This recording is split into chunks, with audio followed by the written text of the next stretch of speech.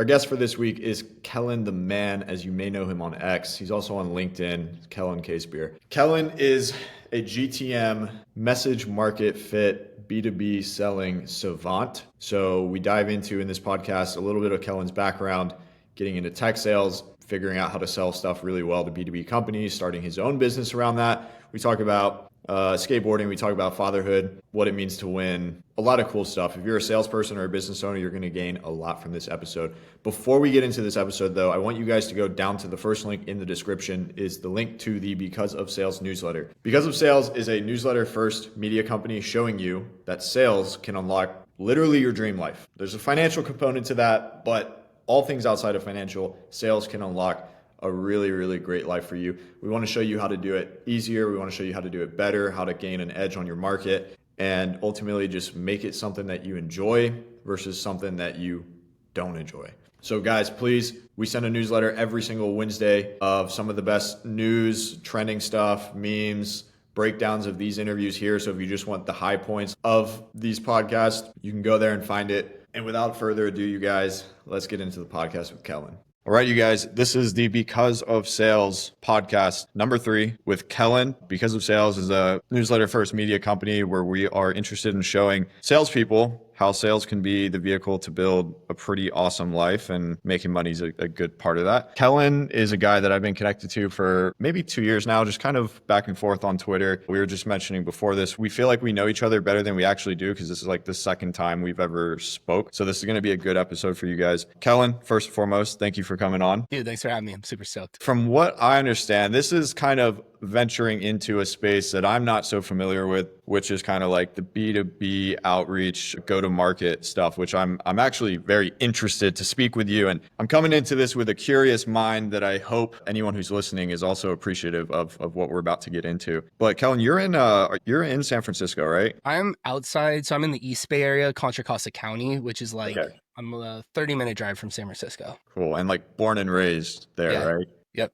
Cool. What's the scene like? I know, used to be a huge hub. It still is a hub, but like, what's it like over there these days? Dude, AI honestly is like really reinvigorated everything. Honestly, like San Francisco is like the AI tech hub. And so it's really cool because for the first time since I've been in like, I graduated like school in 2018, I became an SDR, right? And so that was like the last time I was in San Francisco. Back then, everyone's like, I can't wait to get out of here and go, wherever the heck, right? And then COVID happened. Everyone's like, we're out. Now people are starting to come back. So it's pretty cool because just the peripheral culture around like young aspirational people gathering again is really, really nice. And then there's also like kind of a lot of like industry excitement. My business is like a services business attached to this industry. And so it's really nice because that sort of momentum is definitely like tailwind for us. Imagine like you're from there, obviously, but imagine you left and you went to like somewhere random that wasn't a hub. Do you think you would be in the spot you're in now? How important is that to what you've done? Yeah, it's interesting. I would honestly say it isn't. Like, I would say like it's only more recently that these two worlds of mine are like merging. Like I've been disconnected from my like geographical community. Like these people, my family's here. Like I grew up here. I have 2 little brothers here. All my old sport teammates are here, all of that. And so like my local community is actually mostly like the analog of what most people like the world and presumably like the country are like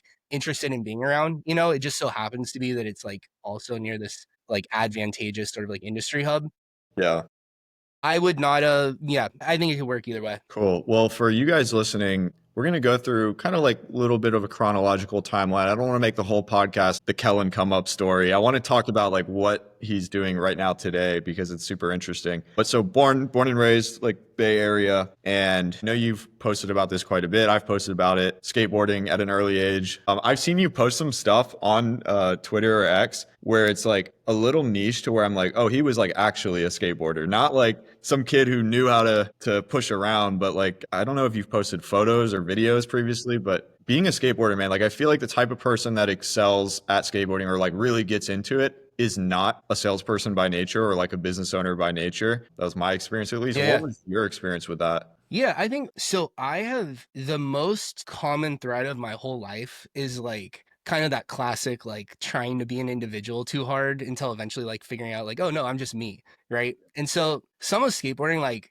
it was like me and my one friend got into it, and like we had like skinny jeans before anyone had skinny jeans, right? And so we were getting called like gay and like, you know, so for us, there's a little bit of this like us against the world type stuff. You know, I had super long hair, really young, you know, which is like atypical. And so we rode some of that early stuff. So we were like community builders and sort of like rebel leaders, you know, which is, I think, serving, right? No, I was like straight edge. Like I didn't touch, you know, I did nothing until I was almost 19 years old, right? So I had a lot of this like juxtaposition where like I was into doing an intense thing, skateboarding. I was willing to get hurt, right? Which is like a requisite. I was extremely like pro like individual, you know, I was like gonna go do my own thing. I was into like punk rock music. I was playing in bands and stuff. So it was just like the whole thing, all of it. You know, I'd go to school, go skate all day. I think of it more as like maybe, you know, I mean, like to learn to ollie takes like forever, right? So it's like anyone who's learned that, you've like had to like accomplish this thing. And I just think what happens is people kind of like get bored of pushing skateboarding and they get into like drugs and drinking and girls and cars. You know, cars was a big one for our, you know, a bunch of my friends. Like as soon as they could drive, it's like, dude, why are we pushing wood around? Like, let's go buy, you know, let's slam our E36 or whatever. And so, I think of it, you know, I think like skateboard like stimulates a lot of this good stuff. You know, if you think of like the Rodney Mullen psyche, it's like that dude would be freaking, you know, he could do anything, right? Like giga nerd. Yeah. So I don't know. I mean, I think the difference is just like I had extreme drive and like that manifested through skateboarding, but it wasn't like regressive towards the rest of life. It was just like a piece of it where I think some people are kind of like, I'm going to burn down my grades. I'm going to burn down my social life. I'm just going to go smoke weed and skate, which is probably fun for you, you know, too. But Yeah, I mean, dude, it sounds like pretty similar experience on both of our ends here because like you and I definitely know those guys that, you know, they got into that path and it was like a nuclear bomb for their career and self-development. Like yeah, they totally. like never turned it around. It actually just got worse and worse and worse. I'm sure you know it, you have people too, like they're not even living anymore. Like they went Yeah. down that path so hard. My ex best friend became a meth tweaker and burglarized my house when I was 18 years old and stole every single possession I owned at the time. And so I literally had to like restart existence at 18 because my old best friend, like you said, turbo nuked. When did you kind of start shifting priority, not priority, but like focus from I'm a skateboarder, love doing this, my favorite thing in the world to I don't know, other things. Like I know you do a lot of stuff now, like jujitsu, you lift, you build businesses. When did that happen? Yeah, so like I was someone who was really into a lot of things and wasn't fully into like almost anything ever. So like I was like pretty academically inclined like just as a kid. I'm the firstborn in my family, so my parents were like hard asses on me a little bit, right? So like I really cared about good grades and I was kind of like among like the nerdy people that were like caring about school. I played a bunch of different sports and I was like good at all of them. Traveling baseball, competitive soccer, specifically, especially. I did martial arts as a kid, a little bit. You know, I did karate as like a little kid and I did like the sparring stuff. I go like fight bigger kids and get beat up and I just freaking loved it. And then I did like Muay Thai. And so like I was always into a breadth of things. And I always knew I actually so like my sales journey started when I was like 5 years old. I was like, Dad, what's a job that pays a lot? And he's like, there's one job in the world. You choose how much you make. And the second he said that, I was just literally going to do whatever it was that he was about to say. And he's like, sales. He didn't even say being, he was a business owner. He's like, not owning a business because you have like all this BS. And he's like, but as a salesperson, if you just like get so good, you choose how much you make. And so I had this thread of like, I'm going to be a sales guy. I'm just like participating in school and all this other stuff. You know, so I was kind of into all of it. I dropped out of school as a 15-year-old. And so then I like, and I started working in the trades. And so I was like working full time and doing community college and skateboarding, you know. So then I guess it was sort of like I think like honestly what happened is like I aged out of soccer. And so it's like, all right, that's not a thing anymore. You know, I played adult leagues, but it's like not the same. You know, my skater friends became like drug friends.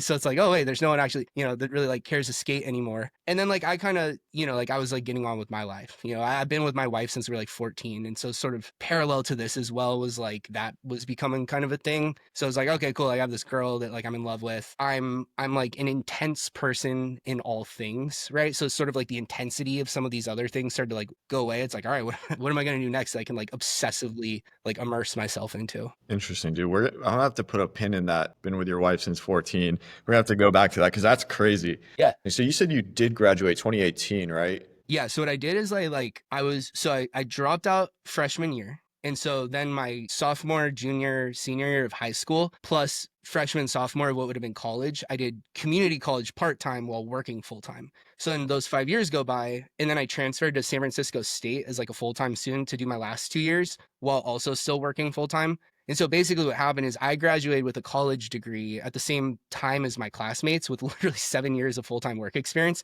and like a bunch of saved money and like, all this stuff. And so that was like a total cheat code, because it's just like experience. I don't know if I said this already, but I should have told the people. Kellen got into the tech space and now runs his own like agency. I don't know if you'd call it an agency, but like they help people with go-to-market strategy, mostly B2B businesses from what I understand. So that's kind of the path we're heading down here. So I know you mentioned like tech SDR. Was that right out of school? So I had all this work. So, okay. So like those 7 years, I like worked in the trades, low voltage electrical, audio, video, surveillance, home theater systems. So I was like an assistant tech, a service tech, a lead tech, a project manager, started selling and project managing those jobs. So I started my own business doing that. And so I did that for my last 3 years of school. But also I knew I wanted to get in like tech sales. And I was kind of like, oh, like owning your own business is like a young dude. You know what I mean? Like you can't go and be like, oh, I've been running my own business. No one cares, even though I was making good money. So I went and sold gym memberships and I sold office furniture rentals as well because I just wanted like sales experience on a resume. It's like I'll go win anything. So I did that. I graduated school. I got an SDR job, cybersecurity. I walk in day one. I'm like, hey, I'm on Sarah's team. They're like, Sarah quit last week. And the tech sales experience is basically like you think, I thought I was reaching my dream, my 5-year-old dream to get into sales. And I walked in, they're like, the manager's not here. Copy paste this email script, copy paste this LinkedIn script. Here's the phone script. It's all garbage, right? Like it all sucks. But they're like, basically, here it is. Just do this. That's all we do. There's your 3-minute orientation. Welcome to the big leagues, right? And so that began like the 2.0 version, which is like, wait a minute, my goal isn't like get into tech sales. It's like to fucking win, And so like I did that SDR for about a year, sold myself into a full cycle AE job where I was like 20 years younger than anyone else on my team. And I thought that was awesome. It like ended up that this isn't exactly put blame on it, but it was basically like a really young, hardworking guy was not the best fit for the person selling what I was selling, which was like administrative operational like things to small business owners, in the Bay Area, so like local market. And so it just, there's a bunch of reasons it was kind of stupid. And so I did okay there. I was like decent. COVID happened and like everyone else, I'm like, okay, what am I doing? And so I like nuked this really good AE job, or like pretty good, to get a chief of staff, head of go-to-market job in like an early stage company that I thought I was just gonna go like sell for. I joined and I'm like, oh wait, we haven't even built the product yet. Like we literally didn't have like, and so I was going through like product iteration, pilots, MV, all that stuff, figured that out like really early stage. Then I joined Joey Gilkey's company as like a fractional VP of sales. And I basically built out with him a delivery model for like an offer that was like a 6-month like build an outbound sales function offer. So it'd be like either founder-led sales environments like agencies or like bootstrap software company or whatever, or they would have reps, but it was all inbound reliant. And we would like set up a tech stack and processes and hire, and I would do like training and coaching and help build like an outbound motion, right? Did that for a year, did it with a bunch of different projects. And what I experienced there was sort of like, okay, philosophically, we're like defining a repeatable motion and then hiring someone into it. But in this offer, we're hiring someone in to coach through the process of building it, which is really, really slow. And so you're paying us each month, meanwhile, spinning our wheels with this junior rep. And so I started my business with this lens of like, do a done for you offer to establish repeatable outbound processes. And then once you have that, that's like the most valuable thing. Because then once you have it, like I can keep doing it. I can help you hire someone, like who cares? But the point is not to conflate, like build like R&D of a process with like hiring to fulfill the process. And so my business, like we're an outbound business, but it's really like R&D against repeatability so that you can hire and scale instead of just having like sort of randomness or whatever. So this was all over the course from 2018 to when did you start Deal Lab? 2 years ago, like two years and a month or something. I remember, and my memory might be blurry, but what prompted you to start that, or maybe not start that, but really go all in was it not COVID layoffs, but No, I got fired twice. Two different things. okay, Yeah, you got fired. yeah. I'm not I didn't want to jump to any conclusions from poor memory, but No.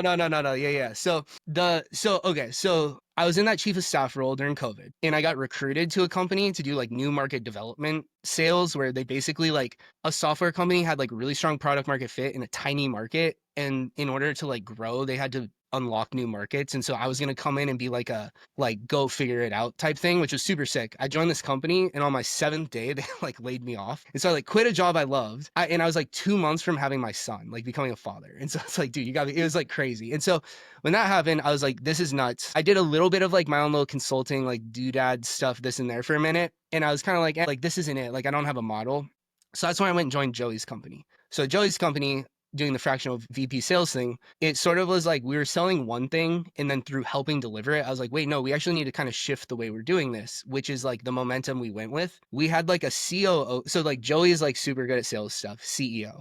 He had a COO guy who was a what's it called? Freaking traction guy, EOS, like hardcore EOS, right? And then I was under it as like this department lead, right? And so there's basically this buffer, and the EOS guy just did not know anything about like B2B, just nothing, just terrible. And so the problem was he was trying to force hyper repeatability in this that was like literally squeezing out where results were coming from, and was trying to like force me to like deliver through a model that just would have like turbo nuked results. And so I was just like, I'm not going to do that. I'm just going to do the thing that works, which was what I was doing. And so that's what got me fired. And so when I got fired, I'm like, I'm just going to do the thing that I was already refusing not to not do. And so it's like a zero, as I'm getting fired, I'm like, oh, I know exactly what I'm doing. And it's just been, and literally like that same idea is exactly what my business is still today. I want to talk about the that period of, you mentioned son. That's what I remember is like you had your first son, right? You have two now, right? No, I have a daughter coming in a couple months, 3 months. Okay, awesome. Yeah. You have this huge, like one of the biggest moments of your life, like having your first kid. It's super nerve wracking. Nobody ever goes into it like prepared, right? And this happens. Up to that point, you had done well, like in the sales space. But again, part of what we want to talk about in like this because of sales is like how your life was set up in a certain way to where you didn't just crumble in that moment, right? Like you had built the skill of sales. You had, I'd assume, saved some money because I know where you live isn't cheap. A little. You'd be surprised.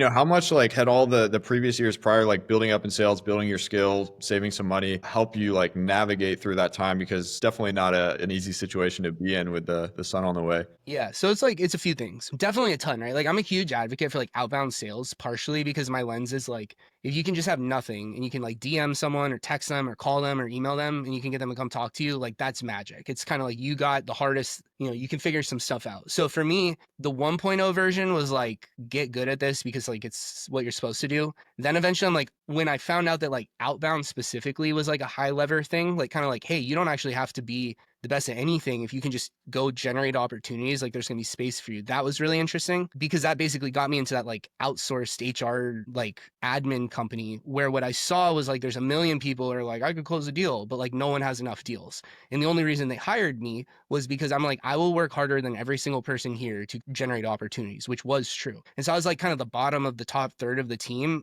despite how much uphill BS, because I just like go, go, go. And that like doubled my base pay, right? So I went from like so it was just like, I mean, like a very like concrete immediate unlock of like, oh, wait a minute, like people will write the freaking check against that idea. So like that's something to pull on. Then like when COVID happened, like I created this, so like I went from like that company to the startup, and I like halved my pay again to go do that, which was, so I had my California mortgage. I kicked out the nurse that was living with us because I didn't agree with some of her ethical decisions. And then I halved my pay. And like my mortgage wouldn't have approved me on that new payment. So like part of this is just like, honestly, I'll just do irrational things because the mantra I developed was do what excites you, not what makes the most sense. Like I found that sort of like if you're in the realm of like, this is exciting and I have high energy for it, like wins will derive from that in a way that like doing the right thing that doesn't excite you often doesn't. And to me, that's kind of like the idea of like faith. Like the idea of faith is this, like, so I took this action going into a startup. It was very uncertain. It was, I tell people it's like the smartest thing I ever did. 100% made my career because it went from being like one of 700 sales reps in this company to like the sales guy at this like kind of cool little LinkedIn brand that was doing some fun little stuff. And like all of a sudden, Kellen's the guy, not just some one dude in a C. So that was a big deal. Also in that, I started to feel the tension of like, dude, I need to make some extra money. That's when I created my like sales guide thing, which got like a few hundred people jobs, and then I made it free, and I get like multiple downloads every single day to this. I don't talk about it ever. It's just like Yeah. download, and I don't do anything. Then what that taught me was this idea of like, and the guide thing has a whole story to it, but basically I made some money. I gave it all away for free again, and that like remarketed it in a way that I made a bunch more money. So what it taught me is sort of like, you don't win in a super linear path, like you think this is what's going to make me win, but like the win is this weird adjacent thing. And so I was like, okay, cool. You just need to be doing lots of stuff and like participating in, whatever. That was like the early belief around it. And then when I decided to even have my kid, so before I got fired, right, you have to like decide to have the kid. Literally that conversation was like, hey babe, I think that I was like, hey babe, we should have a kid. She's like, what? Like, this is just out of nowhere, and because we didn't tend to like get married and like have a period of like doing whatever, right? We got married right before COVID happened, basically. So it's like, nope, that's not happening. So things felt a little stagnant and I was like kind of antsy. I was like, dude, I think if we had a kid, like I think if I knew we were having a kid or we were having a kid, I would just be so motivated to go so hard. And so I'm like, I think we should get you pregnant because that's going to make me go hard. She's like, you know, it was like, okay. And so we did that. And so then when I got fired, it was kind of like I was already, you know, shot out of a cannon. Like I was like on fire. So when that happened, it really was like this, it was bewildering, but like no doubt. It was like I just like okay, this is just like the next, you know, and again, like the linear thing. It's like here's another part of these like crazy non-linear paths that we take part in. But I just knew like believing in and chipping away at like this goal of I was like, I'm gonna make this work or I'm gonna like ruin my family's life. Yeah, it's like it's not even worth thinking or like focusing in on the downsides or like what if it doesn't work, because like in order for it to work, you have a higher likelihood if you just fully focus your attention on that. You said something that I was gonna ask you about having a kid. How old are you? I'm 30. Okay, so you're 30. A lot of people, especially people like between 25 and 30, they're like, "Oh, I don't want to have a kid. I'm not ready. Like I'm working a lot." But you said that if we had a kid, I would go harder, which I've heard from some people and then other people. It's usually the people with kids that say when you have the kid, you go harder, and then the people that don't have them are like, "Oh, I'm not ready, Yeah. this or that." Now that you have one and a second on the way, is it true that Oh, yeah, hell yeah. Yeah, my like what I say the first thing is like prioritization, like literal superpower. Like overnight, your ability to just like tune out is like freakish, you know? I knew I eventually want to have a kid, right? And I'm like, okay, so I eventually want this. And what that means is I believe I would be happy in a world where that happened. And so then the question is like, does that mean like am I gonna be unhappy that it's now? Like it's like this is this fulfilling like life mission, but definitely not yet, you know, and that just didn't check out for me. So I was like, dude, if this is going to make my life better, what justification is there to wait versus just like inject it now and like figure it out? You know, and I've just found that like doing, you know, and you see it, right? It's like even sales reps, like if you're like, if I'm coaching the random SDR team, I basically assume that like, hey, the number one blocker here is that you're going to kind of like passively be like, yeah, and not do it. And anyone I ever see who's like real tuned in and really working on the cues, I don't care how stupid you are, I don't care how bad you sound, like that's going to be the winner as long as they don't give up. I'm a couple steps ahead of you, or not ahead of you, behind you. You're a couple steps ahead of me in that process. Like I'm engaged now, probably kids shortly after. What was the most difficult thing when running your business and pursuing, you know, professional career and managing early fatherhood? Or what has been the most Early is easy. Honestly, it's like when they're like one and start walking, everything gets harder. Cause like when they're brand new, so okay, it's like the mom's home, she's kind of doing nothing. They're, you know, they're doing their thing, and the baby like sleeps a ton. And Yeah. so you get like lots of quiet downtime. Tons. And like for me, my wife would be the one that would like get up in the middle of the night because she's gonna nurse the baby anyways. It's like, you know, so you know, that's a little cushy. Like, I don't know, some dad out there just cringes. Like, to me, that was really easy. Once they can start to really like move around, like you can't just put them down and know they're going to be right there. That's when it starts to become a little crazy. You know, I live like my mom's over right now, right? My wife's out of town right now. So my mom's over so I could do this, right? So that's like super fortunate. But yeah, I mean, my wife works. Like, my wife has a remote job. She does like customer success stuff. And she's like a director of customer success. She probably won't with the new baby. Like, I think like the two baby thing is like a huge. I hear like 1 to 2 is way more than 0 to 1. You know, so I think that like I don't know. I can't even. Yeah, just that. Man, that's kind of a personal question there on my part because I'm like right behind you in that process. Yeah. Cool, man. So like when you started your own thing, you know, son on the way, when you started this, Or it was after. Well, I guess like because the deal lab was started like after he was born because that's like when I'd been fired. So it was like the first job I lost. I started my own thing for like a 6-month period, like 3 months before he was born, 2 months before he was born, and then like 2-3 months after he was born, I was doing kind of like aimless little this and that. Then I had a year, like his first year of life, where it was a little less than a first full year, where I worked for the fractional VP sales thing. And then it's been like the last 2 years that have been like the deal lab. cool. I was going to ask you about the period of, okay, this deal lab is officially started at $0 revenue and we made our first dollar. Like, what was that period like when starting a business like that? Was it easy? Was it hard? Like, tell me about that. So like I lost my job. I'm like starting this business and I looked at the calendar and it was like, I don't remember the exact date, but it was like basically April 1st. Cause I say like the deal lab was started on April 1st cause it was a fucking joke that I got fired. But basically the math was like my mortgage is due at the end of the month. I did not have some sort of like prep. The month that I got fired was the month that I'd come out of the hole of the 6 month period of like before and then after having my kid, where I'd kind of like coasted. It was extremely intense. It was like literally like I have to make my mortgage this month or I have to go get a job. And then the next month, it's like if we don't double whatever we did the month before, like, same deal. So we landed like a client, we landed like a good client at like a full price, the first client within like a week or two.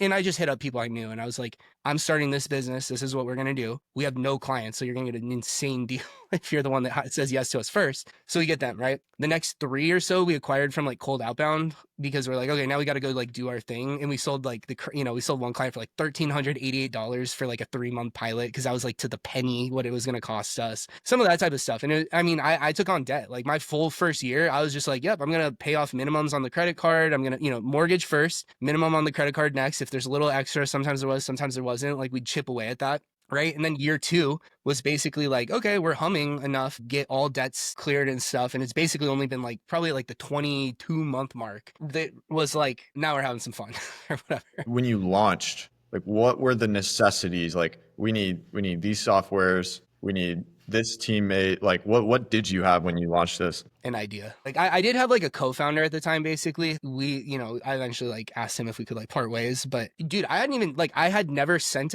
so like we use Smart Lead. It's like we're doing like a lot of cold email outbound stuff, and like I'd never used Smart Lead. I'd never written a one-to-many cold email campaign ever in my entire life. I'd been a phone-based outbound one-to-one sales rep, but I just knew that this was a way that I could scale like my brain against this idea of like R&D, like message market fit positioning as a done-for-you service. So to me, it's like I know exactly what I'm gonna do.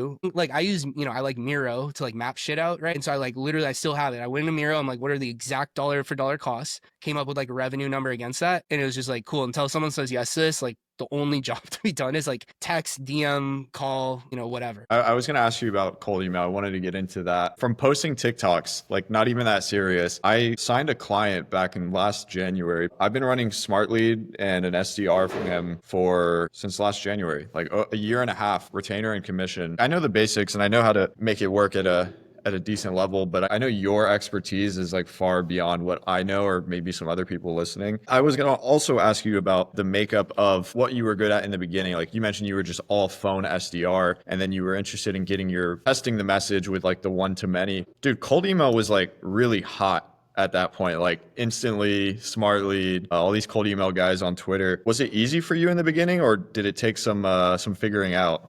Well, okay, so like this is like super tactical. It'll super make sense to you. Hopefully to other people this will make sense. But like to me, this is like the genius of what I do. Like the number one unlock, because it's the thing that was like an idea. I've never strayed from this and it just keeps working. In my space is like there's a lot of competition, there's a lot of blah, blah, blah. None of that matters to me. While doing fractional VP of sales, basically, as you can imagine, the job's like, Dylan's excited to go, hey, I have this business and I want to go find more customers. And generally, especially if they have like an inbound funnel or like relationship, they're like, we sell Facebook ads to roofers. And you're like, great. Like, why do they say yes? And like, we've been doing this for 20 years and we do great work, right? And you're like, okay, that sounds cute. But like, if I go send an email, it's like, hey, we've been doing this 20 years. Like, do you want roof? No one cares, right? Like, that's not very compelling. And so coaching reps, we'd be like, all right, like, what are the markets? What are, we'd like break things down and map out positioning and stuff. And then they, let's say, Monday, we're like, here's the plan. Wednesday, we like launch it. A week late, Friday, I go talk to the founder. Here's what we're doing. They're like, that sounds great, right? We mapped it all out. Here's what we're going to say. And then if this rep goes and like does those activities and doesn't convert, right? It doesn't book anything, right? So the founder would be like, yo, like, what, this isn't working. And they're like freaking out. And I'd be like, you're right. Okay. Like, let's see. What does that mean? Like, what do we know? What do we need to do next? And like, the answer to that is either give up, like stop trying outbound, or relook at like, what are the segment, how are we thinking about this? How can we re-communicate this differently to align better to like what would be compelling, basically. And I was mapping these out in Miro and I made these like awful, ugly, crazy diagrams, basically. But the point was I was trying to show them that like, you don't have one singular message, right? But you have like all like infinite ways that you could communicate to your market. And that when we make a message, like via cold email, we're choosing like one end node of like a million potential end nodes. That could be how we like communicate these ideas. And that like segmenting the market one time. And so literally people would be like, we already tried to segment the market. And they would say that as if that was like a one and done static activity. And it was just unlock for me because I was like, wait a minute, these people literally don't conceptually understand like at all literally like what we're even intending to do, let alone how to measure success of it, right? And so then like in VC tech, everyone knows like product market fit. Everyone's obsessed product market fit, right? This idea of like basically, I mean, really it's like a general nebulous term. It does mean some literal specific things or whatever. But like to me, the framework would be product market fit is like if someone knows they have a problem and they know what you do and they know what your price point is, will they say yes and buy it? And do you retain them decently well? That's product market fit. Like, hey, when there's just a situation, someone will buy it. So as you can think of like agency businesses, you might do that fine, but then have a really hard time acquiring customers. And so I needed a way to speak to like that, going like, yes, business owner, like you sell, that's fine, who cares? But you can't do this.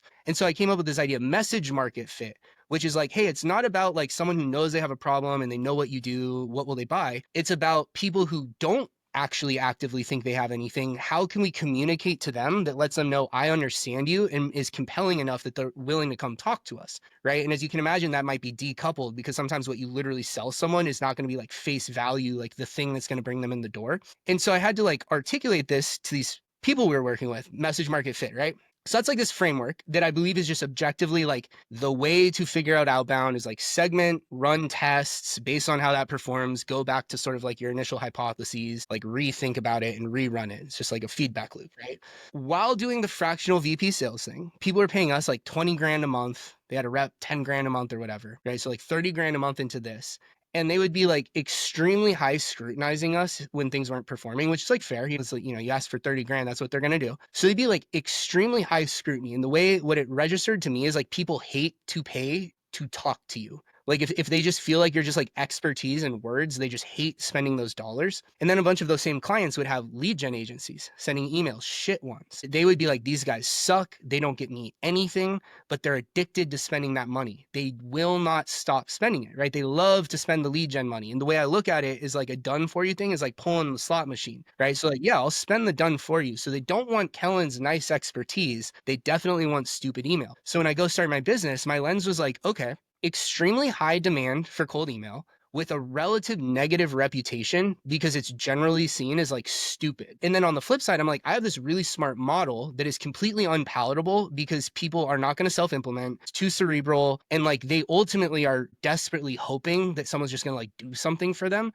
So the idea is like, I'll sell a transactional cold email model in function because that's what people want, but I'll build the actual deliverable to be basically backdooring like really intelligent sales consulting that's like how to break down your market. And the way these things clash is like segment granularly, run the outbound to test and validate the segments. So at the end of some sort of pilot period, you walk away with like a objective relative understanding, sort of like, hey, based on what we've done, this is what performs the best. Sometimes that's like so good you can scale it. Sometimes it's like, yeah, it's not too good, but like there's some semblance of let's keep doing it. Other times it's like that sucked, don't keep doing this, and this is like what we learned. But basically it gives people like this transactional thing they think they want. It gives them the expertise. And then like the way I actually, the volume of things we do, like a bunch of the other little minutia is like aligned to this idea that like we're not just desperately sending a million messages hoping we get whatever like throughput happens, but we're actually like severely throttling sends, not focusing on net number of things generated necessarily, and really focusing on sort of like potency and repeatability on the front end so that as we find that, we can then kind of like part two, scale this into like whatever the hell they want to do. Yeah, dude. And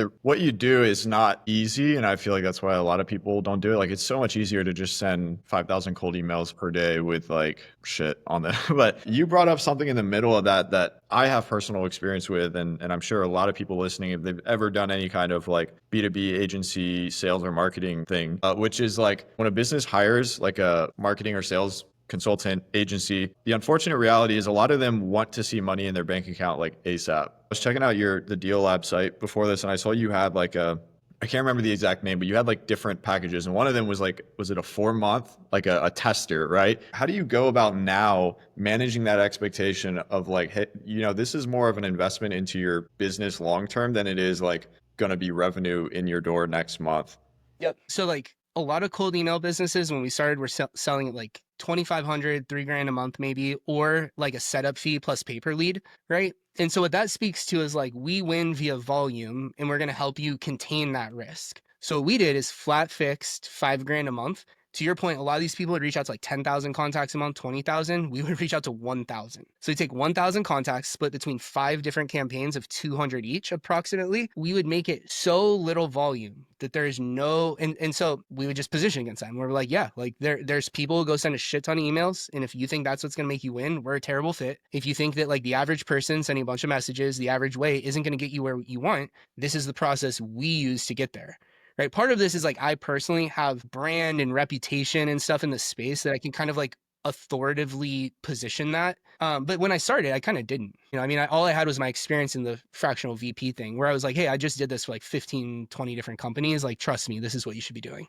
Now, really quick, guys, I want to break this up for our sponsor here, which is the Serial Sales Community. A lot of you guys listening are probably salespeople. Some of you are business owners. If you're a salesperson who's tired of the job that you're working or you're looking for the next opportunity, the Serial Sales Community is the place for 1099 remote sales roles. Now, not just learning how to handle objections and how to sell, but how to actually land these jobs. And in fact, we send a lot of those jobs in there. In April, we sent through 215 open opportunities, both at the beginner and the experienced level. I think our highest job in there posted was claiming $50,000 earnings per month. These jobs are verified by revenue and team size. We're very particular about what gets sent through that group. If you've done all the sales training, but you can't seem to find the job and you're looking into that remote 1099 contracted space, go down below. Link is in description for the Serial Sales Community. Now back to the podcast. Okay, so you're sending far less emails than the kid who dropped out of college, took a cold email course, and wants to sign 1 million clients. What's some cold email alpha that you're seeing out there right now? Or like you can get really niche to the point where I might not even understand it because I want to learn. And I think people listening to this would be interested because, yeah, I mean, you're doing it differently than everyone else. So like you don't have to give away the trade secrets now, but like what's one thing that's working really well for you? There's a lot of factors. And so I think like the thing I would deify is like, this isn't mechanical. It's like art, you know what I mean? And like, the more we look at it is like, hey, this is like a song. And like, you and I are going to write like different great songs. And it's sort of like, if you looked at like sheet music and you're like, duh, duh, duh, duh, and like really rigid, like it's going to suck. Cause I see a lot of people that hear people like me talk or whatever, and they go try to kind of like, they do this really awkward, stiff version. I started my agency also from day one, wanting it to be like a repeatable process business that's sellable. So like I needed it to be the model is the brand, not Kellen the Mad Genius is the brand. For me, the model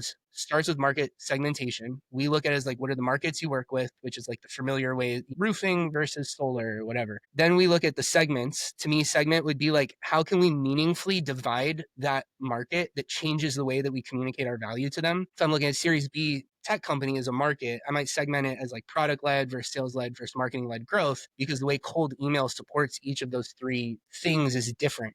And so it's like knowing in that the alpha of that, it's super simple, but the alpha of that basically comes from like most people reaching out to Series B CMOs, just lump them all together and generalize, here's what I can do for you. And so their response, their reaction is just like, oh, that doesn't apply because X. And so if you can just sort of like divide them along that X axis of like, what is the thing that they think isn't resonant and speak to that really specifically, it's a huge lift. So it's like simple, easy, hyper repeatable market segment. Then we look at the persona, right? So we'll say CMO. And again, CMO isn't like CMO to Series B companies, but CMO to PLG or CMO to marketing led growth. Because again, the persona, like what they're actually doing is completely different based on these like flavors of the type of company they're in. We map it out: market, segment, persona, and then angles. Angles to me, like people think often as pain points, which is like a static, they need to get more leads. For me, an angle has like argument in it or kind of directionality. Like I can own it and be like, so instead of they need more leads, it might be like, you should hire a cold email business because your focus is paid ads, and letting us retarget your paid ad engagement will blah, blah, blah, like whatever. Right? And so that might be specific to like the marketing led growth CMO in the marketing led growth Series B company. That's the way like I map the market. When I write a campaign, it's just this specific angle to this persona, the segment of this market. There's a lot of different cold email type frameworks. I think Will Allred from Lavender is like the best. And so I would just super follow lots of Will Allred things. If you segment like I just did and you just do Will Allred style stuff, you'll be like top 15% probably. You'll be pretty much on the way. What I would add after that, two things. One is like style, right? Like I think that's what I do really well, is like I have a very different feel to stuff that's like not just that, but is still derived from that. And then I think the other part would be like, I mean, honestly, I actually just like, it's like, So you do this mapping and you build these campaigns that are like tailored to a very focused part of the market here. What is the process of building lists for this kind of thing? Is it a very like meticulous process, or are there tools? There's a tool out there that we were talking about before that I don't know anything about. Okay, Clay, Yeah. not a sponsored thing. I see everybody talking about Clay, but I'm not in the B2B sales space. I have a feeling that that's where this might come into play. But yeah, what's the process of like mapping this out, but then going and like building the list, like getting the right people to send this to? Yep. So the one important thing is like when I started the business, we didn't use Clay. We didn't use Clay for probably the first 8 months. So everything already said like also just applies. And you could build that in Apollo or, so it'd be like build the market, different ways you could segment it. You got to segment based on like what you can. If you took roofing businesses and you looked at like ones with over 20 people versus under, you might be able to like speak to, I don't know exactly what the right dividing line would be, but that's like an example. And so, yeah, anyway, so it's like I would just build the list, pull the contacts out of those types of companies, run the copy. Today, the way I would think of it is like using Clay Clay is like having Google Sheets, right? Or like Excel. And then you have like chat GPT columns. So you could in column X be like, look at, maybe column B is like the domain of this company. And you could be like, hey, look at the domain and like analyze like what is their brand? Like how do they talk about themselves? Are they professional? Are they casual? Are they whatever? And then you could like left to right use this logic to do things like create email campaigns. You're like, here's a company, find the founder based on the founder's LinkedIn profile, like create analysis of what type of person they are. Based on the type of person, take this like base copy we would normally use and like slightly flex it, that type of thing. And so that lets you get like custom attributes as well though, right? Because a lot of times what I'm doing is taking like a market that's really familiar and then segmenting it against data attributes that don't exist in like the Zoom infos or any like easily scrapable, because then if it meaningfully changes how you talk to them, right? Like, let's just say I had a client that sold to like police departments. Let's just say we look at like police departments who have had an officer involved shooting in the last 60 days. So we might then be able to literally run a campaign that's like only to the market PDs, segment ones that have had an active officer involved shooting in the last 60 days. Persona, in this case, we're doing like drone first response stuff, right? And so it'd be like the person who owns the drone program owner, sometimes the chief, sometimes a drone pilot. So it'd be like market, police, segment, recent involved shooting, persona, whoever runs the drone program, which could be a number of different titles. And then the argument was like, hey, we saw this thing happen. If you had a drone, could have happened, basically. You just blew my mind. That's so cool. crazy. I mean, like it all makes sense, but to do that from like an agency model and like really get so niche in the weeds of what their company needs and who they're trying to speak to and having such like creativity, that's cool. But I want to ask you this exact thing that you're talking about right now versus let's say 2 years ago before AI was even anything what it is now. How much is AI enabling you to just like take this to new levels and one, like make it easier, but then also make it better? Massively, basically, because essentially like, so I did a campaign like this that was really good when I did the fractional VP sales thing where they sold, it was like an it was like a website. They built websites. They built expensive websites, average ticket like 100K. And they closed two $200,000 websites because one of their customers was on like a digital aggregator site and, they'd have a bunch of different brands. And so we paid a VA to go onto that site and write down every single brand and then one product they sold in like an Excel sheet. And then we would like merge that into the copy that was like, hey, Dylan, I saw you guys are on Huckberry. Our studio is a big fan of your like whatever t-shirts, right? Or something like that. And so we sent that and we closed two $200,000 deals out of this, right? So two fatties out of that like play because it was like semi-personalized, right? So that same idea of sort of like personalization and familiarity and some of that stuff, like it's existed, but it used to be like a one-to-one thing. And you were constrained to what's like actually findable, basically, right? Where like with GPT, which is unlocked via Clay, you can sort of like make things up too. The way I look at it is like you can get any variable or any tokenize anything you want, and then you'll have different confidence intervals. I could score someone on like likelihood that they've committed fraud before, as an example. I don't know, like anything, any concept, because you might not have yes, no binary data points, but maybe you're like, I don't know, dude. You're like, what school did this person go to? Like, what are their friends like? Analyze like their way they talk about things on their social media. Like you could start to do this thing that creates like some sort of score, and I could have like one group that I'm like, I bet these guys are like semi-fraudulent and these ones are not. I would have to write the copy to account for like the lack of, so I couldn't say like, I know this, but I might be like, hey, looking at some things like this and this, I'm wondering if there's any risk you might have accidentally blah, blah, blah, right? Something like that.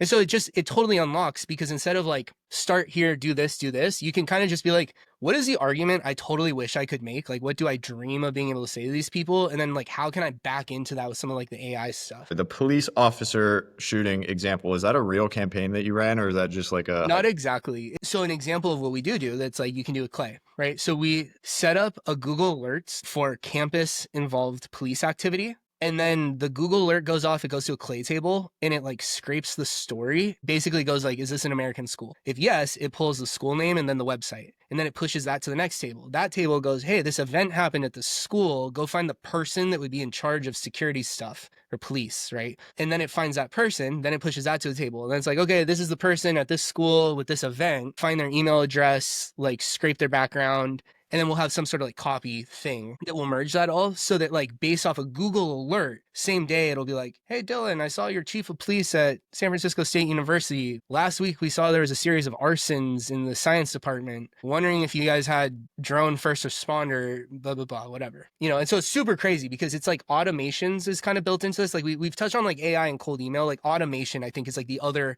sort of pillar of what makes this so incredible, because it starts to be like, I can take the way I would linearly think of a situation, build a Clay table that does that. I can leave it behind, it can auto run, or I can run it, you know, monthly for them basically. And so like we have some clients, it's like we basically built this thing and just once a month we like top it off and it just crushes. You have other clients where you're like, you know, they basically hire you to like build something and like deliver an outcome, you know, like, oh, we want this data enriched a certain way. But yeah, it's pretty cool. Is ChatGPT your tool of choice when doing a lot of this, or is it because it integrates with Clay? You can use a lot of the different models. Like Clay actually has like a ton of the models, like almost everything. I'm a GPT maxer. Some people basically like I use 4.0 mini for almost everything, and it's so cheap in Clay that I'll just use lots of columns of it. It'll be like, to put a number behind it, it'll oftentimes be like 4/100ths of a penny to run an enrichment using GPT. So where normally you're paying like a penny for an email address, you could just have a contact and be like, go find their LinkedIn profile. And then you get that. And then you can be like, off this LinkedIn, go try to find their email address. And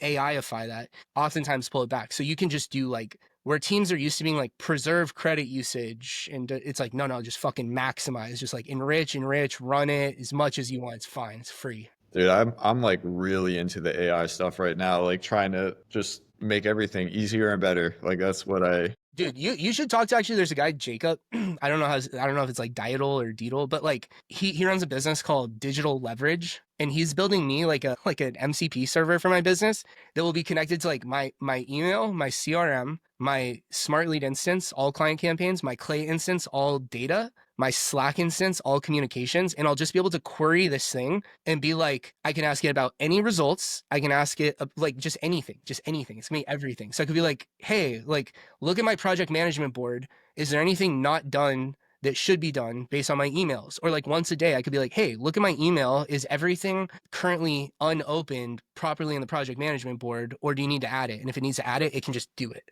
It's nuts. And we're only like a couple years into this. Actually, we're like a year into it being decent, like AI and stuff. It's like really hard to kind of fathom where it's going to be in 5 years, and then where the businesses who do like take it on full force and the ones who don't, how big that separation is going to be is really crazy. I have a few AI questions, but I don't want to like stay on that all too long. There's probably going to be a lot of salespeople watching this, I'd assume, whether they're from me or from you. And let's talk in the perspective of like B2B, because that's your zone of genius. A sales rep who, let's say, account executive, they're good at their job, they know they could be better. Based on everything that you know and you do for your clients, like what are some small things or some things that these account executives or closers or whoever they work with should implement or should consider implementing to like just get more juice out of the squeeze? Yeah, so it's like if like this is like an opportunity exists, like how to make more sales happen out of that, I would think of it as like research, automation, enrichment stuff. I think is a no-brainer. I think you could do like so one would be like anytime a meeting's booked, you could have it so it goes like Calendly to a Clay table, and it could do a ton of enrichment on the company and the person.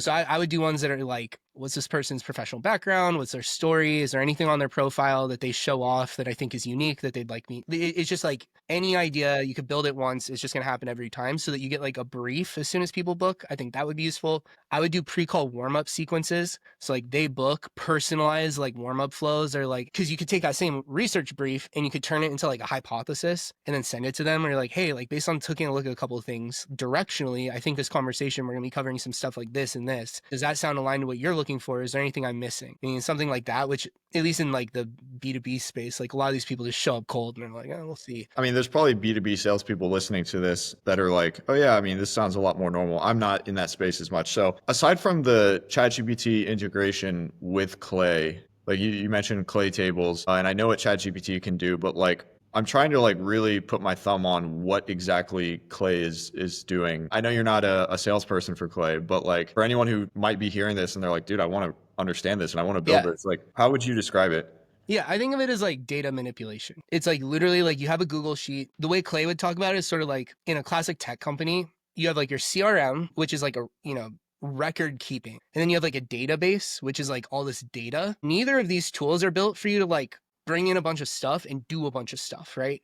And so Clay wants to be the what do they call it? Data manipulation layer or something like that, where it's like you pull in data from somewhere and then you're going to do something with it and you're going to send it somewhere. So you might be like, give me all my companies that are closed lost from last quarter, enrich them with like a different contact than we have, and then enroll them into this campaign to like reach out. And you might literally quarterback all of that from Clay.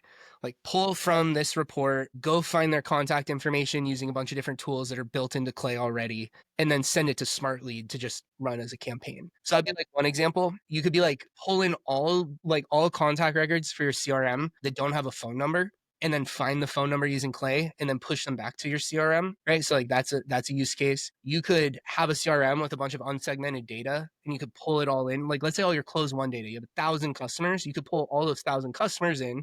You could then create prompts that basically create that like market segment persona stuff, so that you could then do an analysis on like, of the deals we win, who do we actually win with? It's a lot of that type of stuff. Clay is interesting because the demand for it, it's just like I was talking about cold email earlier. There's like infinity demand for Clay. There's a lot of people that are kind of like tactically looking at it, almost like if you're to like look at a typewriter and be like, how do you click R?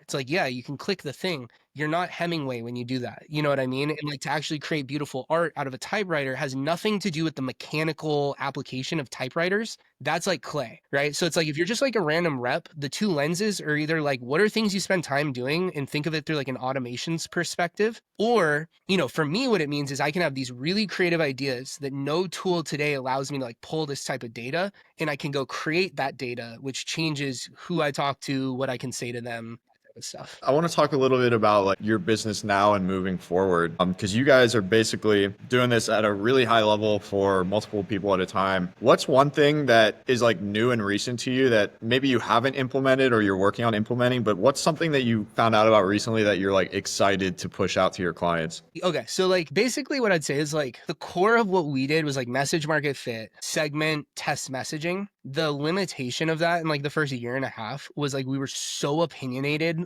on limiting like the throughput of this that we could crush it and we would turn clients. They'd be like, this is awesome, thanks. We're gonna go hire Dylan. He's gonna send 10x this. See ya. And that sucks, right? And so I think for us, it's been like higher send volume, like scaled mail is a cool product where like they're like an email, Dean's their founder.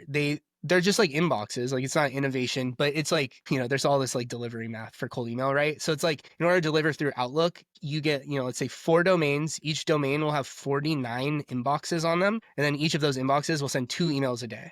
Right. And so like this guy, Dean, has like a company, a product set up where like you can just buy that like a product because the time consumption of it would suck. HeyReach is one that's been like pretty cool. They're like a LinkedIn automation platform. Again, it's like a sequencer for LinkedIn. I am a big strategy, not tools and tactics guy, And so for me, most of the things I'm doing that make me win are like I think about what I'm solving for differently. And so the messaging that people receive reads differently. And it's not the AI, it's not the data tool, it's not the sender, it's none of those things. It's like the literal thinking. And I think especially like to me for reps, I think a lot of times I see people trying to kind of like aggressive. It's kind of like, what is like the hack I can use to get like really good as quickly as possible? My lens is like, if you just deify quality, like kind of be like, hey, anywhere that you think you're weak, instead of hiding from it, like accept it, straight up, jujitsu mentality, like be the white belt. It's okay. If you suck at leg locks, like go do leg locks with people who are way better than you.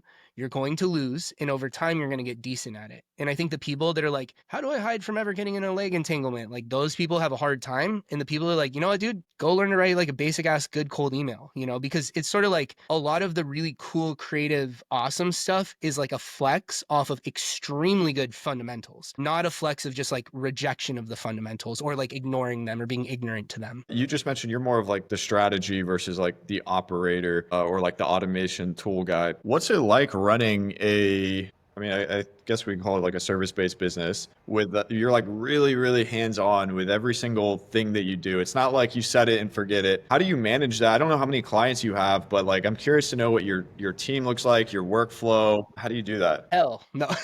Yeah. Yeah, like I don't know. I mean, I call it like the 10 to 20 range generally right now, sort of like our bucket. So we've gotten, you know, we've probably held above 20 at a time. I think 22 maybe is like the most at once. There's 7 of us. I work ridiculous amount of time right now. Like I mean, I'm kind of like moving in the right direction, you know, but like I started this with just like the mentality, you know, it's like I will kill myself to make it work. You know, I don't know. I mean, this would be interesting. Like, the thing I've been working on is day one, it's like I will do anything to make this work. And eventually you get to this point where like that's actually irresponsible and not serving your clients. It's like, hey, dude, actually like grow up and don't be like, I'll just do.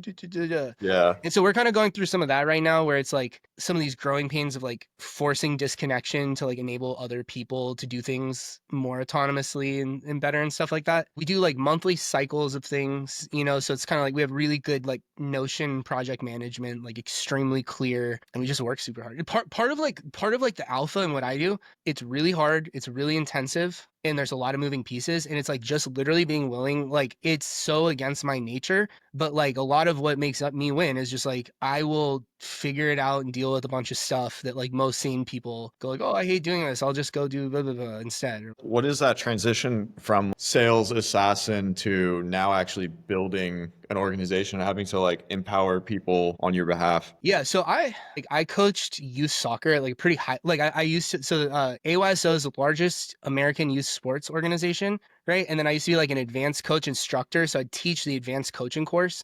And so I've done like a lot of different coaching stuff in my lifetime, both like in a practical, just like doing it, as well as like some of this theoretical stuff. I think a lot of it comes from like being a good coach. I also think that like the things I'm good at, like I would say I'm like a good people person. I mean, like my mom has a master's in psychology. She's like a hippie. And like my dad was like a simple small business guy. I think like sales is like the manifestation of like the people stuff. And so I think leading a company, it's like a lot of that same stuff. I also like I hired a chief of staff who used to be like a executive coach at Nike and she went to Yale and has like a master. She's like a savage who's way older than me and has a ton of experience. And so it's also just like hiring people that are like, we have our swim lanes. Hiring people that are better than you at certain things. It's a hard pill to swallow. A lot of the salespeople that end up in business ownership, they're wired a certain way. And usually that wiring makes it hard for them to delegate, hire people that are better and all that. So I also think it's like I just want to win. Like I literally think I care more about winning than most people because I literally have like no, it's like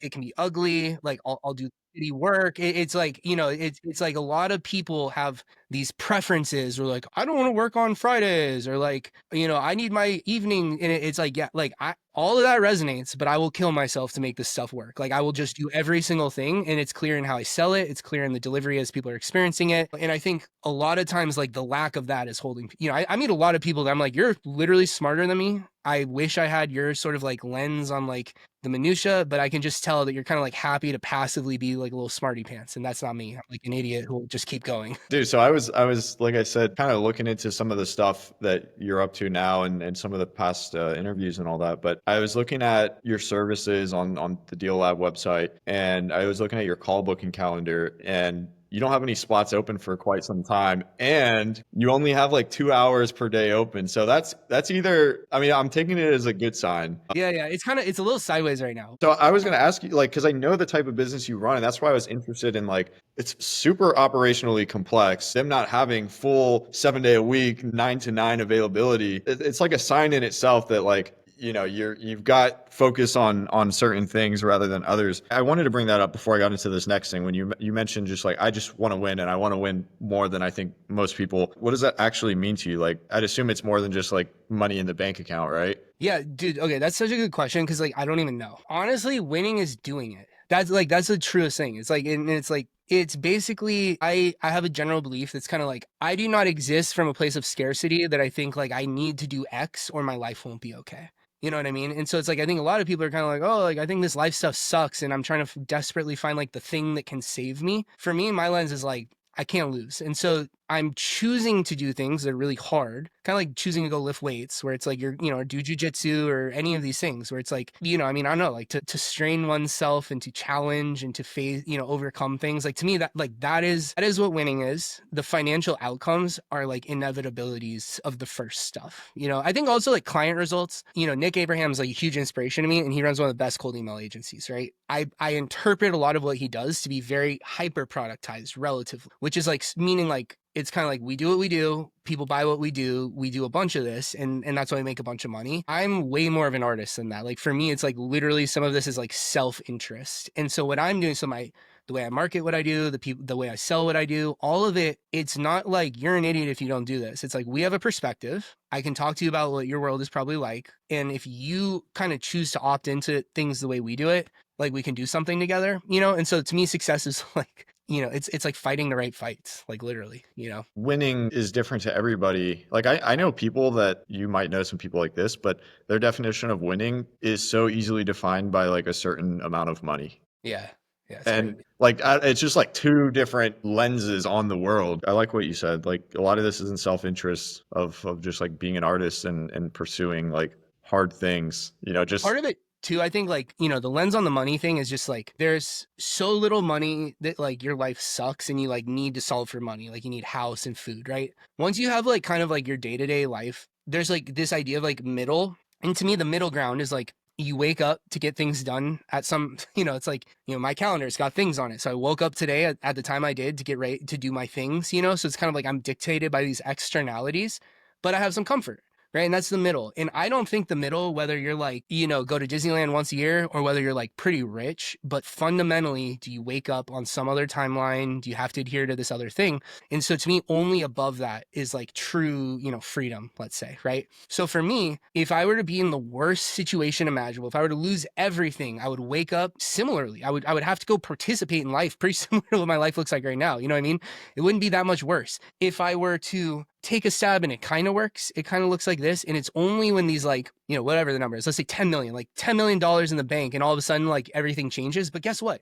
You put that in my bank right now, I don't want to do nothing. I like this shit. You know what I'm saying? And so it's like I would still end up doing something. And so what I try to do is kind of put myself in the shoes of like 10 million, 20 million, whatever the number is in the bank. Like if I'm looking at that, what is the thing that I would kind of be doing anyways? I'm not there right now. But like to me, that's what winning is. It's not because a lot of people go like, I can't wait to get away from. And to me, it's like if you're there, you're gonna have a hard time doing the stuff that I think you need to do to get there. what is your goal of the agency? Because way earlier on, you mentioned potentially like building to sell. It doesn't sound like you're entertaining that right now, so to speak, but like, what's the big vision with it? Yeah. So like when I started, like my lens was like, I'm really good at sales. I've never built a sellable business. So go learn to build a sellable business. And in the way, you'll make some money. The business I do isn't super like no one's going to, like, it's not the best to acquire for like revenue. Like it's there. Someone would probably acquire it either to add like services if there's some other marketing agency or to bring something in-house. The latter is the thing that interests me the most because I'm an artist. And so like for me, it's like if I could build the thing that either some VC shop one day or even like just a SaaS company is like, I fucking like the way these guys do this and we want this, I could see that because again, I'm just mostly interested. It's sort of like if someone would bet on me so much that they're willing to like buy the business to have me come fight their battle, I'm excited by that. That sounds kind of cool. You know what I mean? But otherwise, I don't know. I think like I'm in no rush to sell it. Like I said, I think I'd end up doing another thing. I kind of dream of being like an employee to someone again one day. Like I would just love again, $10 million in my bank, dude. I'm like, can I come work for you? Like I seriously, because mostly a lot of like what I'm doing is kind of like, this is the way I think it should be done. No one was teeing me up to do it this way. So I'm just going to go build it the way that I think it should be done. You know what I mean? But some of that's almost like spitefully as well. That's funny. I know we're kind of pushing up on time right now, but I wanted to kind of wrap up with this question or this thought and get your thoughts on it. But again, name of this is because of sales, and we want to show people how a lot of these people watching are probably already in sales or they're business owners, but like just showing them kind of by learning this one skill and then leveling up and finding points of leverage and what that can lead to. What kind of factor does like learning this skill and just chasing the next thing and the mentality that you have of like you want to win but you want to be an artist, like just talk a little bit about how getting into this altogether, putting one foot in front of the other, kind of led you to where you are now. So like one of my current mantras is like everything I want in life is on the other end of something I'll do for someone else, right? And I think sales is like the literal professional embodiment of that, where it's like whether you're a business owner or a rep, but it's sort of like it all starts from like what does this other person need? How can I help them unlock that? And like you eat on the back end, right? And so to me, just developing that as like my character, like who I am, is just served me immeasurably in a million different ways. You know, it's like the people that see you acting out that in like an honest way. You know, you get people swoop in or like, yo, I saw this, and they'll take care of you some which way. My young dad, my wife's gonna get to like stop working soon. We own our house here in the Bay Area. And like I've helped a bunch of people with this guidance stuff. So like I just think it's like the most incredible opportunity creation thing. It's like you can literally you need nothing to start. You can get into it and basically off like your character, like, hey, I'll work really hard, you can get a shot at it. And if you don't stop working really hard, there's no reason you can't become pretty good at it. I was on a call today with like a sales rep for like a company that one of my clients is using. And the dude's like in India. And the dude was like so good. And I was like, dude, and I was like asking him about his life and he's like killing it. You know what I mean? And I could just tell, I was like, bro, what do you even do? And he's like, oh, well, blah, blah, blah. So to me, it's just like, it's this path that's like, you know, it's bottoms up. Anyone can access it. You don't need the degree. You don't need all the, you know, all these things that were not going to be my life. And so for me, it meant like I could go, I know who I am and where I belong. And there's like an axis I could go chip away at it and kind of prove it to the world and myself, right? Instead of just having it like inside being frustrated or something. I agree with a lot of that. Like there's a lot of fulfillment, like aside from all the financial gain or like the time freedom, like the tangible stuff that you can acquire by getting good at sales and getting in the right vehicle. Like there's a lot of fulfillment that help you as a person and as a personality that I've experienced firsthand. I didn't know that those things were important to me until I experienced them. That's why I see it as just becoming a certain type of person. Yeah. You know, it's like if you ask good questions, you help people like think about their issues differently. You know, you inject little bits of like usefulness. Because I see it just with like my friends. You know, it's like I'm constantly running discovery on friends. Like I'm challenging their, you know, thoughts. And so I just think it's like to me, you unlock effectiveness, literally. You know, it's like doesn't just have to be like the sales themselves. If you wouldn't mind, I don't think you would mind, but imagine Deal Labs' ideal client is watching this right now, or prospective client. Like I wanted you to kind of throw that out there to the world on like who you can help, who should hit you up, how to hit you up, all that stuff. So I tell people like we are really good at people who want to figure something out that they think is unique. Like it literally is that because there's so if you're thinking like cold email, right? That's an act like some of the people hire us to do cold email. If you think go hiring like the average person, writing average cold emails, sending a million messages, if that's going to get you what you want, literally don't even look at my website because it's not the right thing. We're a good fit for people who have like hired them, fired them and think it doesn't work, or they've hired a team, laid them off and like, oh my God, we think this is screwed up, or oh my gosh, we can't figure like those types of people. We get in, we break it down real granularly, we go figure some stuff out and we charge for it, right? So it's sort of like if you identify as like, yeah, we want to solve some things, not the people that are like, no, we just got to do more, not the right fit.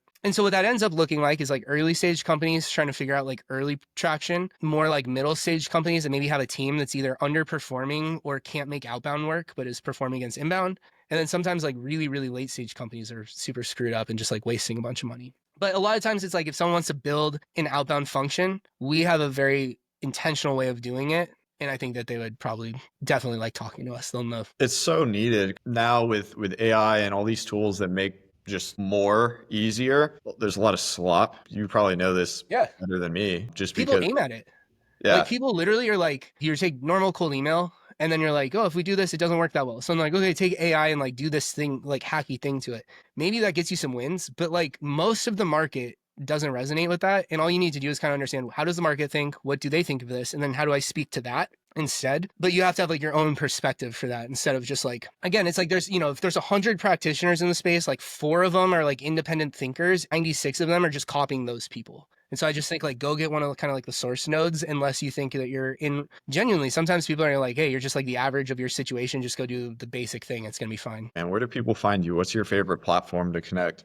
No, call me. No, yeah. I mean, I think LinkedIn, Kellen Casebeer, Twitter or X, Kellen _ man. Always cool. I'm getting more and more of like the both of those. And then, yeah, mostly I'm really around those two. Like if you want to, I run like a Slack community for Clay users and like definitely anyone listening to this that like wants to get involved in that. There's a link on my LinkedIn to get into it. Please don't message me about it. And we let you in. We let everyone in. It's free, like nothing to sell anyone. Sweet, man. Well, this has been good. I learned some things. I learned some things that I want to go research now, which was awesome. And I hope Anyone listening can also say the same. But yeah, man, I really appreciate you coming on. This episode is going to be coming out really soon, in like 2-3 days. Hell yeah. So all this stuff that you guys are hearing is very recent. So go connect with Kellen. And dude, I appreciate you coming on. Likewise, dude. Thank you for having me. I was looking forward to this. This is super fun. That was episode 3 with Kellen Casebeer. I hope you guys enjoyed it. Please go down below and connect with Kellen. This guy knows what he's talking about. If you're in the position to hire him for your business or a business you work with, you should do it, because did you not just hear that episode? This guy knows his stuff. Besides that, you guys, one final reminder, every single Wednesday we send a newsletter straight to your inbox of everything you need to know as a sales professional as it might apply to your industry or the profession as a whole. Get better, make it easier, create leverage. That's what we're all about because of sales, baby. Thank you for listening. We will see you guys next week. Peace.